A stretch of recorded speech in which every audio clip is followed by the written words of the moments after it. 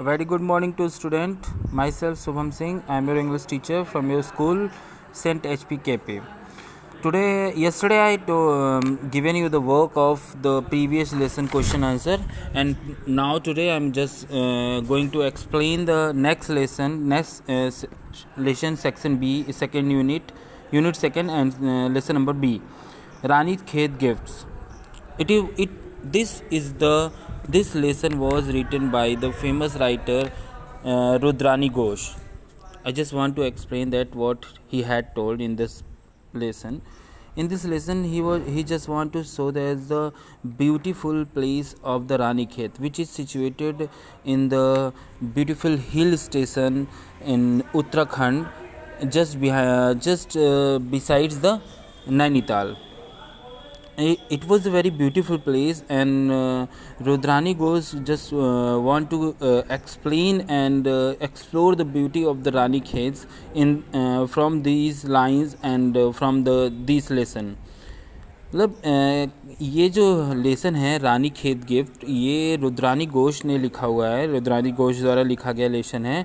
और वो जब यहाँ रानी खेत में जाती हैं, जो कि उत्तराखंड में नैनीताल आप लोगों ने सुना होगा, उसी के पास का ही ये इलाका है और बहुत ही सुंदर हिल स्टेशन है। यहाँ बहुत सारे लोग हर साल घूमने के लिए जाते हैं और वहाँ की ब्यूटीफुल यानी वहाँ की जो सुंदरता है उसका वर्णन ये लेसन में कर रही हैं। अब मैं आप लोगों को एक एक करके लाइन से पढ़ाने जा रहा हूँ, ठीक है। The dull light on the frosted glass of the door heralded a new day. A peek outside presented the picture of an overcast sky with the tall looming pine standing motionless awaiting the attack from above. A gust of wind blowing by a clap of thunder unleashed the rain, and down it came with the full force. The monsoon had arrived in Ranikhet. In these lines, Rudrani Ghosh just want to explain that how the wind came and how the clouds came all around the Ranikhet area, and how the monsoon had come, how the monsoon had arrived in Ranikhet. मतलब कहने का मतलब है कि जो ये आपने लाइनें अभी मैंने पढ़ी हैं, इन लाइनों में वो डिस्क्राइब करना चाहती हैं कि रानी खेत में जो मानसून है यानी बरसात का जो मौसम है वो आ चुका है और क्या क्या घट रहा है, कैसा कैसा वहाँ का दृश्य है उसको बता रही हैं। जैसे the dull light on the frosted glass, जो धीमी, डल मतलब होता है धीमी, देखिए मैंने आपको स्पेलिंग भी लिख दी है, मीनिंग भी लिख दिए हैं। डल मतलब होता है डिम, यानी जो धीमी धीमी सी लाइट पड़ रही है ग्लास में, यानी बादलों में जब लाइट पड़ रही है तो वो ऐसा लग रहा है कि ट्रांसपेरेंट ग्लास की तरीके दिखाई दे रहे हैं। जब फॉरेस्टेड ग्लास मतलब आपने कभी भी देखा होगा कि जैसे आपके घर में कांच होंगे, अगर उसमें भाप लगाइए या पानी की बूंदें पड़ती हैं तो वो उससे आर पार दिखना बंद हो जाता है, थोड़ा धुंधला धुंधला दिखाई देता है, उसी को बता रही हैं। Of the door heralded a new day, और ये बता रही है कि नया दिन अब प्रतीत हो रहा है। अ peak outside presented the picture of overcast sky, जो कह रही हैं कि उनके घर के सामने से जो पीक यानी चोटी दिखाई दे रही है पर्वतों की, पहाड़ों की, उस पिक्चर में, उस चित्र में साफ दिखाई दे रहा है कि ओवरकास्ट स्काई, ओवरकास्ट स्काई का मतलब कि बादल आसमान में घेरे हुए हैं। विद टॉल लूमिंग पाइन, बड़े बड़े जो वो पेड़ हैं, लूमिंग मतलब होता है, लूमिंग मतलब मैं आपको बता दूं, यहाँ पे जो लूमिंग शब्द है इसका मतलब है towering appearing as very large, मतलब बड़े बड़े, जैसे कि टावर होते हैं, बड़े बड़े टावर होते हैं, उसी तरीके के पाइन्स के ट्री खड़े हैं, स्टैंडिंग मतलब खड़े हुए हैं बड़े बड़े पाइन एक ऐसा पेड़ है जो कि ये क्या कहते हैं एवरग्रीन पेड़ है, और ये पाया जाता है पहाड़ी इलाकों में, यहाँ पे नहीं होता है, नॉर्थ इंडिया में नहीं होता है, ये पहाड़ी इलाकों में पाया जाता है। तो बड़े बड़े पाइन के पेड़ खड़े हुए हैं और मोशनलेस मतलब वो हवा का झोंका उनको हिला नहीं रहा।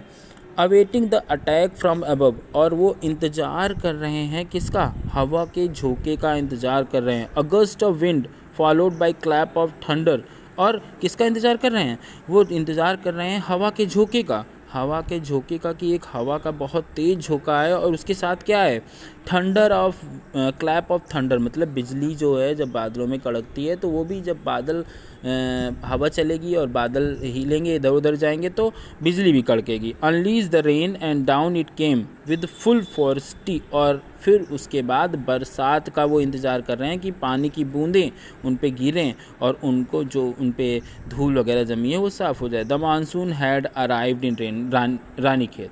और वो बता रही हैं, राइटर बता रही हैं रुद्रानी घोष की अब मानसून जो है वो आ चुका है रानीखेत में. अब आगे पढ़ा रहे हैं. आई थिंक अब आप लोग को इतना समझ में आ गया होगा. It was wonderful sight, the water gushing and gurgling down the slope, the trees swaying and the leaves dancing in mirth to the accompaniment of the now roaring wind and the orchard din of the pounding rain on the tin of our bungalow. And now Rudrani Ghosh just explained that how the water come down from the high hills and how the winds and the trees are dancing and how the water flowing from the my bungalow in how we go to rooms and start searching from the woolen socks and woolen clothes because if the water falls on the Ranikhet place there is a cold also. मतलब कहने का मतलब है कि इन लाइनों में अब वो बता रही हैं कि it was a wonderful site. बहुत ही अच्छा दृश्य था वहाँ पे. The water gushing and girling down the slope. अब पहाड़ियों में पानी आप लोगों ने देखा होगा. पहाड़ियों में जब पानी गिरता है और ऊंचाई से वो नीचे की ओर लुढ़कता हुआ पानी बहता हुआ आता है. वही बता रही हैं the tree swing and the leaves dancing. और जब हवा चल रही है पानी के साथ साथ हवा भी चल रही है तो पेड़ जो है उनकी पत्तियां हिल रही हैं. पेड़ झुक रहे हैं और हिल रही हैं पत्तियां. और इस ऐसा लग रहा है वो इसका वर्णन ऐसे कर रही हैं कि वो पेड़ ऐसा लग रहा है कि डांसिंग इन मिर्थ मतलब कि पेड़ जो है खुशी से डांस कर रहे हैं, नाच रहे हैं. Accompanied of now roaring wind and orchestral rain of the pounding rain on the tin roof of our bungalow. और बता रही है कि वो किसके साथ भाई पेड़ जो है पेड़ों पे जब हवा चल रही है तो पेड़ ऐसा लग रहा है कि डांस कर रहे हैं और साथ साथ में बिजली की भी जो है वो कड़क रही है.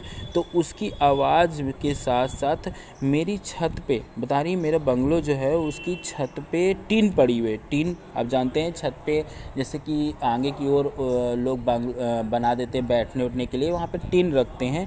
ये स्टील की टीन होती है छत के ऊपर रखी जाती है.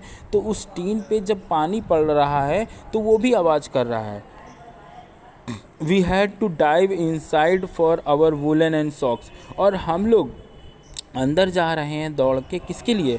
Woollen socks. क्योंकि जब रानीखेत एक ऐसा इलाका है कि वहाँ जब बरसात होने लगती है तो तुरंत क्योंकि पहाड़ों में अगर बरसात होती है तो ठंडी भी बढ़ जाती है तो तुरंत घर के अंदर गए वुलन सॉक्स ऊनी कपड़े और मोजे ढूंढने के लिए. The noise grow louder and louder as white marble of hail came dashing down to the अर्थ.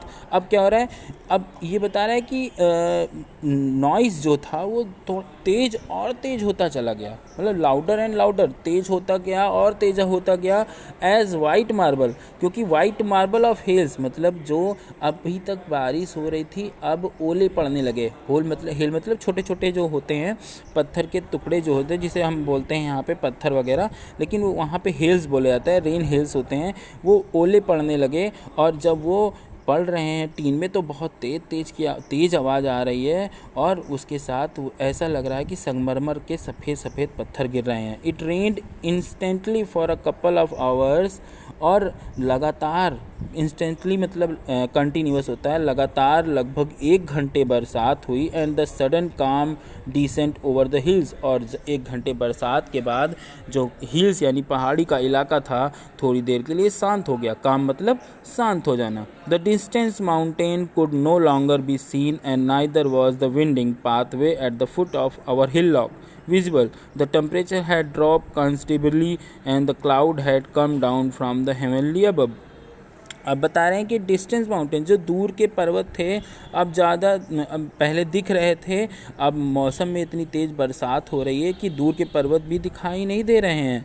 और कहाँ से, जो मेरी पाथवे ऑफ फुट हिल्स में, जो मेरी जो छोटी सी पहाड़ी में मेरा घर बना है, वहाँ से अब दूर के पहाड़ दिखाई नहीं दे रहे हैं।